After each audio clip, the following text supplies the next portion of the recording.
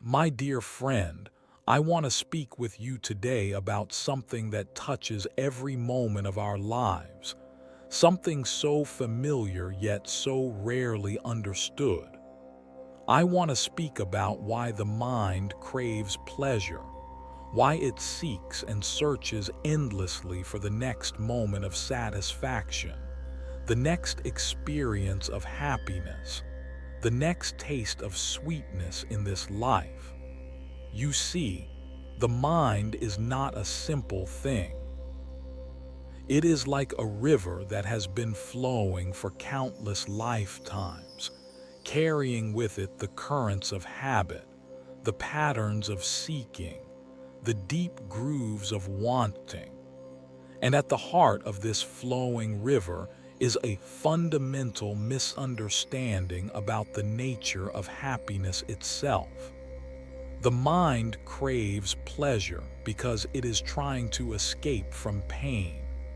This is the simple truth that we often overlook.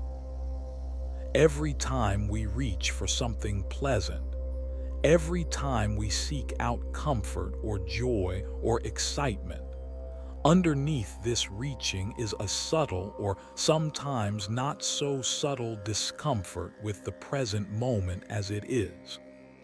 The mind has learned that pleasure brings temporary relief from the ache of dissatisfaction, from the background hum of unease that so often accompanies our days.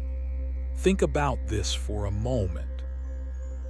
When you reach for a piece of chocolate, when you turn on a screen for entertainment, when you seek the company of others, when you plan your next vacation, what is happening beneath the surface? There is a hope, is there not? A hope that this thing, this experience, this pleasure will fill something that feels empty. The mind has learned to associate pleasure with the absence of pain, and so it seeks pleasure constantly, believing that more pleasure will bring more peace. But here is what the Buddha taught us, and here is what we can discover for ourselves if we look carefully. Pleasure itself is not the problem. The sweetness of fruit is not wrong. The warmth of sunshine is not a mistake. The joy of friendship is not something to reject. The problem lies not in pleasure itself, but in our relationship with pleasure, in our clinging to pleasure, in our demand that pleasure stay and never change. You see, the mind craves pleasure because it does not yet understand impermanence deeply. When something pleasant arises, the mind wants to hold it, to keep it, to make it last forever. This is like trying to grasp water in your hands. The tighter you squeeze, the more quickly it slips away. And when the pleasure fades, as it always must, the mind experiences disappointment, frustration, a sense of loss. And what does the mind do then? It seeks the next pleasure, hoping this time it will be different, hoping this time the satisfaction will last. This is the cycle that the Buddha called suffering. Not that life is always painful, but that our very way of relating to pleasure and pain creates a kind of ongoing dissatisfaction, a restlessness, a feeling that something is always missing or not quite right. The mind craves pleasure because it has not yet found the deeper happiness that does not depend on changing conditions. Let me explain this more gently. Imagine you are very hungry and you sit down to eat a delicious meal. The first few bites bring such pleasure, such satisfaction. The mind lights up with enjoyment. But notice what happens as you continue eating. The intensity of pleasure begins to fade. By the end of the meal, That same food that brought such joy just moments ago may even become unpleasant if you eat too much. This is impermanence showing itself clearly. The pleasure was real, but it was also temporary, changing, not solid or permanent. The mind craves pleasure because it keeps forgetting this truth. It keeps believing that the next pleasure will be the one that lasts, the one that finally brings complete fulfillment. But this is like a person dying of thirst who keeps drinking salt water, always hoping that this time it will satisfy, never understanding that salt water can never quench thirst. Now, I want you to understand something important. The Buddhist path is not about rejecting pleasure or becoming cold or hard or joyless. This would be another kind of suffering, another kind of violence against our own nature. The Buddha taught the middle path, the path that avoids both the extreme of chasing after pleasure and the extreme of punishing ourselves with unnecessary hardship. The middle path invites us to experience pleasure when it arises, to enjoy it fully, but without clinging, without demanding that it stay, without building our entire sense of well-being on its presence. This is a subtle but profound shift. It is the difference between enjoying a sunset and trying to capture the sunset, between appreciating a flower and picking the flower to keep it forever, between loving someone freely and trying to possess someone out of fear of loss. The mind craves pleasure also because it is running from the present moment. In this very moment right now, there might be some discomfort. Perhaps your body is tired. Perhaps there is a worry in your mind. Perhaps there is simply a neutral feeling, neither pleasant nor unpleasant, and the mind finds this neutrality boring, unsatisfying. So the mind escapes into thoughts of future pleasure, into memories of past pleasure, into plans and fantasies and distractions. Anything to avoid the simple reality of this moment as it is. But here is another truth the Buddha discovered. The present moment, even when it contains discomfort, even when it is ordinary and plain, is the only place where real peace can be found. This might sound strange at first. How can peace be found in discomfort? How can an ordinary moment be enough? The answer lies in acceptance, in allowing, in the deep relaxation that comes when we stop fighting with reality. When we stop demanding that this moment be different than it is, when we stop craving pleasure and resisting pain, something miraculous happens. The mind becomes still, and in that stillness, there is a kind of happiness that does not depend on getting what we want. It is the happiness of simply being, the peace of not being at war with life. This does not mean we become passive. This does not mean we stop taking care of ourselves or working toward good things. But it means we do these things from a place of clarity and balance rather than from desperate craving, from the wisdom of understanding rather than from the blindness of addiction to pleasure. The mind craves pleasure because it has become conditioned, trained over many years, perhaps many lifetimes, to seek happiness outside itself. From childhood, we learned that getting what we want brings happiness, that pleasure equals well-being, that satisfaction comes from external things. And so the habit deepened, the groove in the mind became stronger, until seeking pleasure became almost automatic, unconscious, a constant background activity of the mind. But you can begin to see this pattern. You can begin to watch your own mind with gentle awareness. You can notice when the craving for pleasure arises. You can feel the subtle tension in that craving, the sense of lack, the hope that this next thing will finally be enough. And in that noticing, without judgment, without trying to stop the craving forcefully, something begins to shift. The pattern begins to loosen. The grip of craving begins to relax. This is the power of mindfulness, of simple, kind awareness. When we see clearly how craving works, when we understand its nature, it begins to lose its power over us. We begin to have a choice.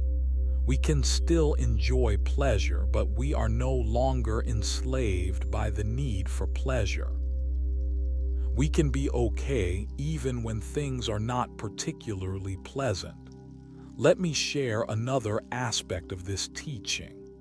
The mind craves pleasure because it identifies with pleasure.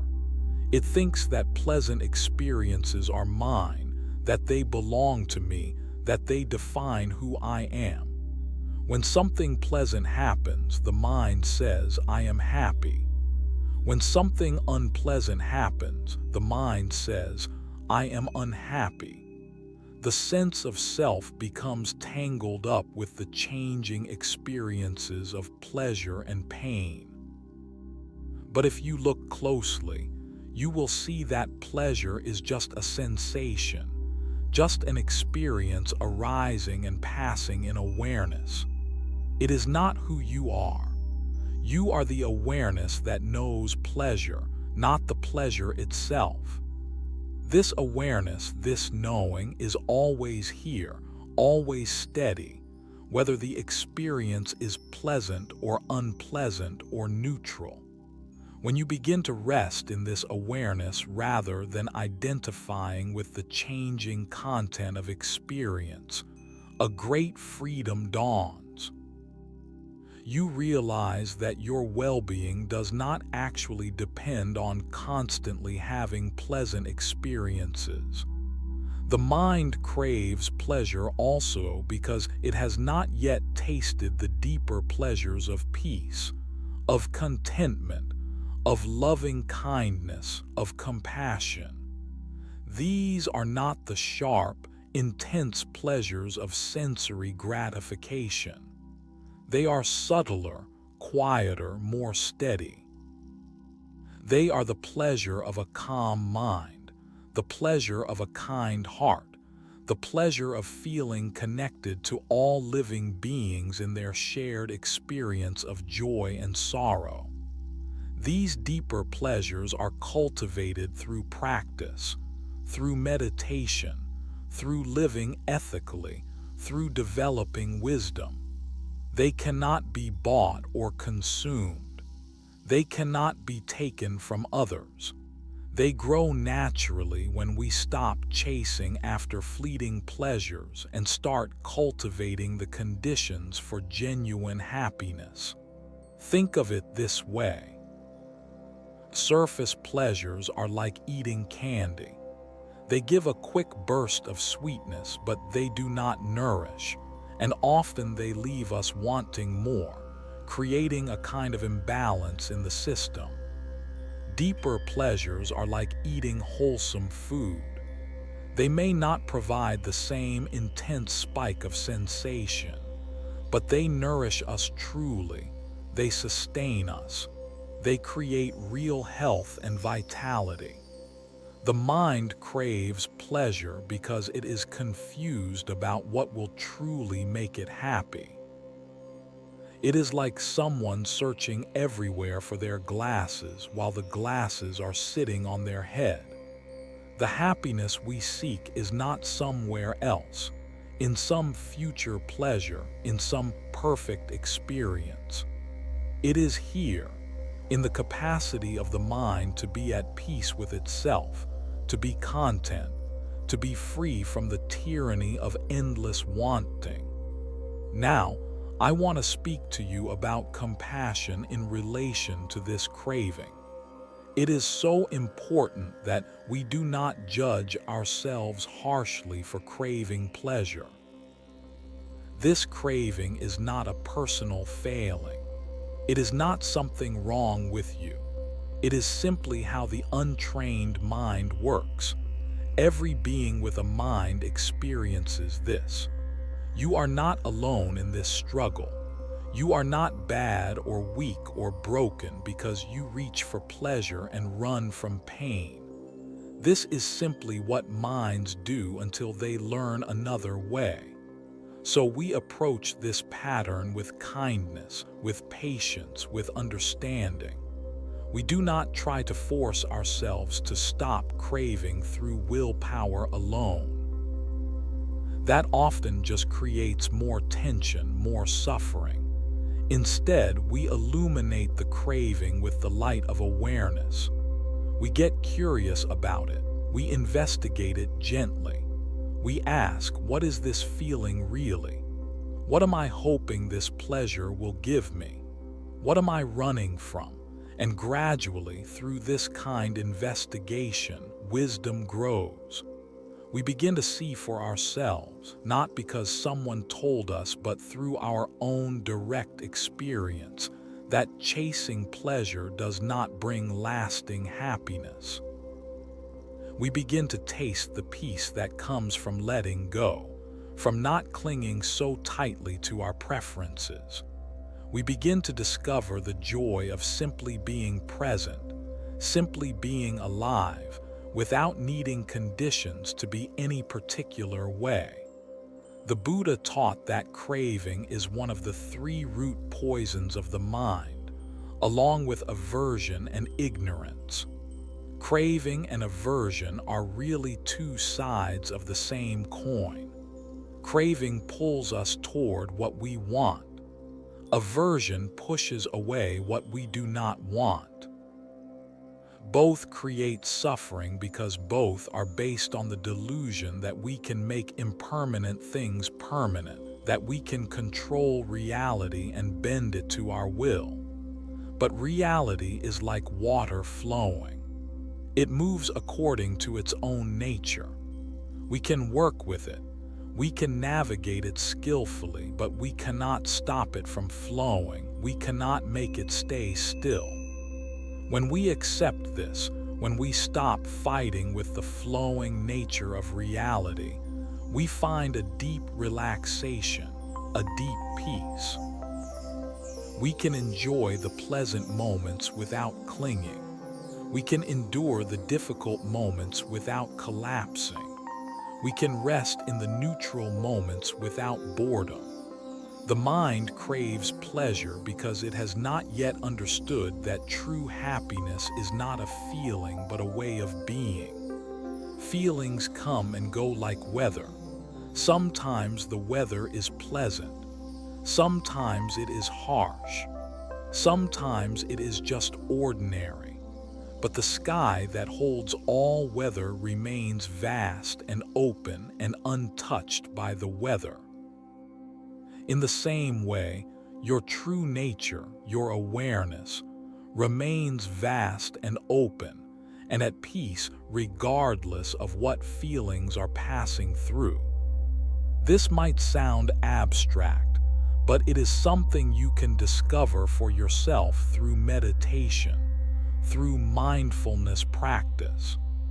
When you sit quietly and simply observe your experience, you begin to notice the space of awareness in which all experiences arise.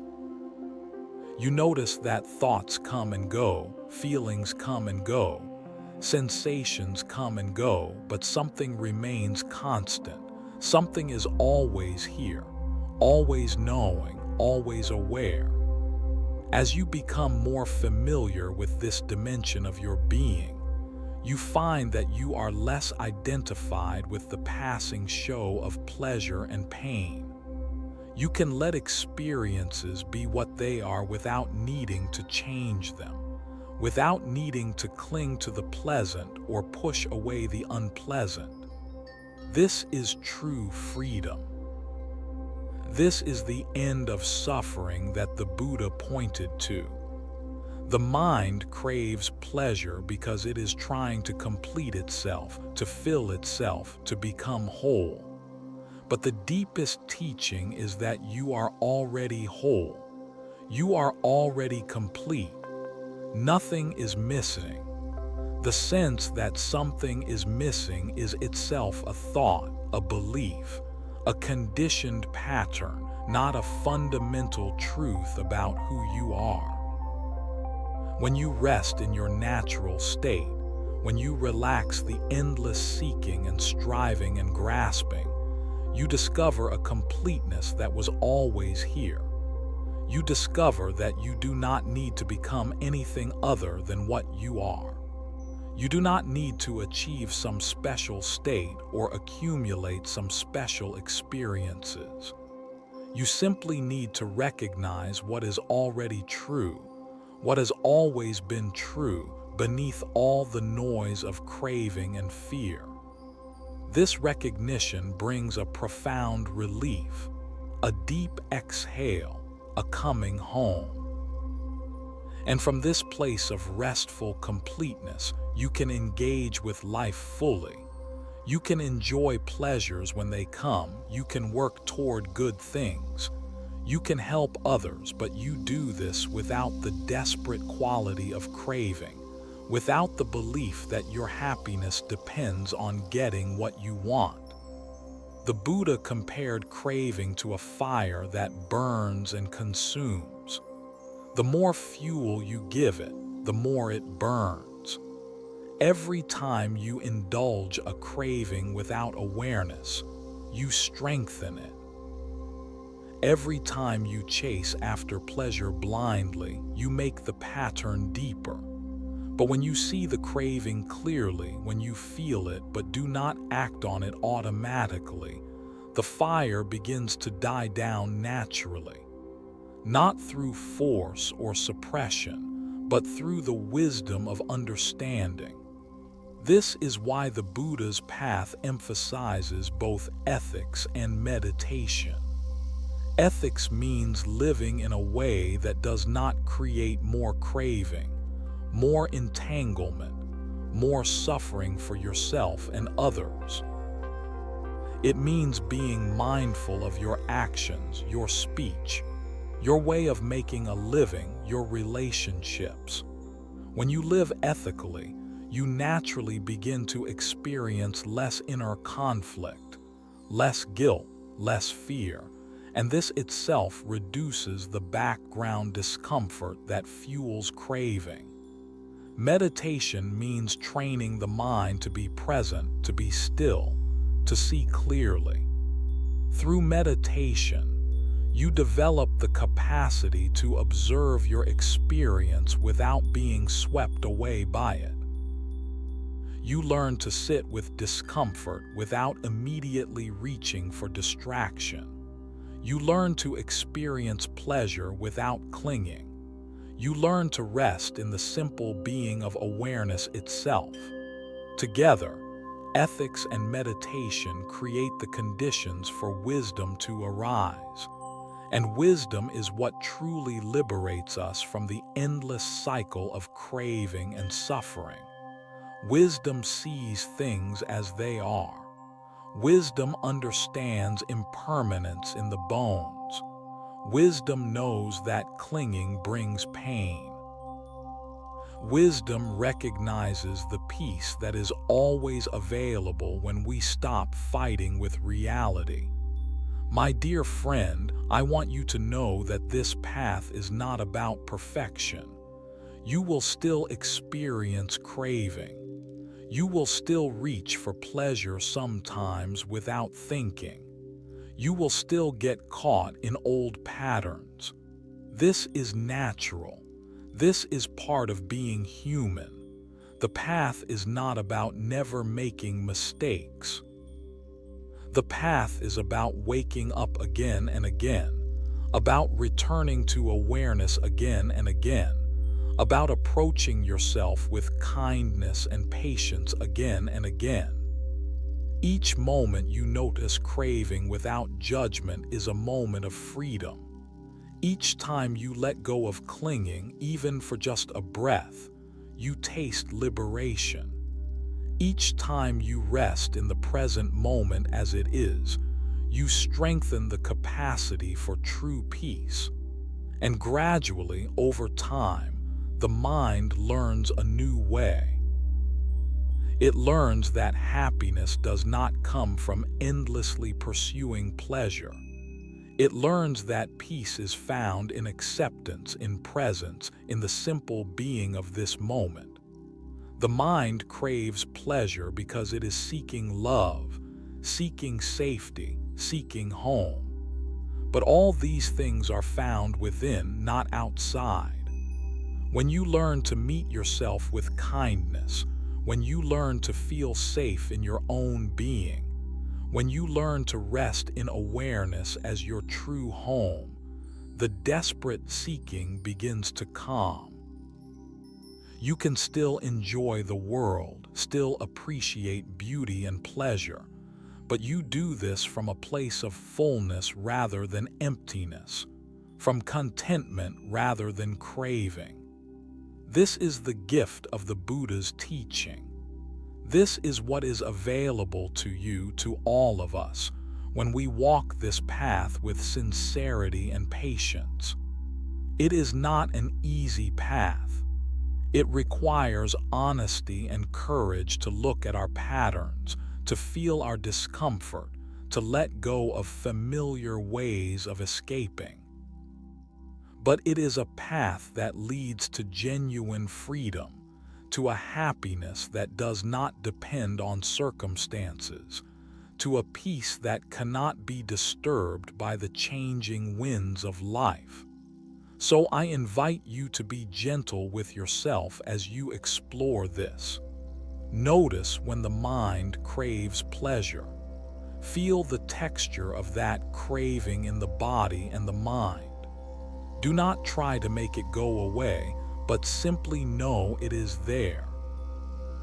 And in that knowing, you create a little space, a little gap between the craving and the automatic reaction to the craving. In that gap, freedom is possible. You might start with small things. Notice the craving for your morning coffee. Notice the craving for a particular song or show. Notice the craving for checking your phone.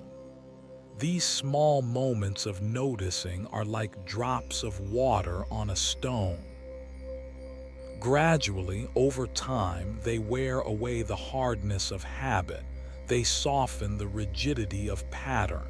They create new pathways in the mind. And remember, you are not doing this alone.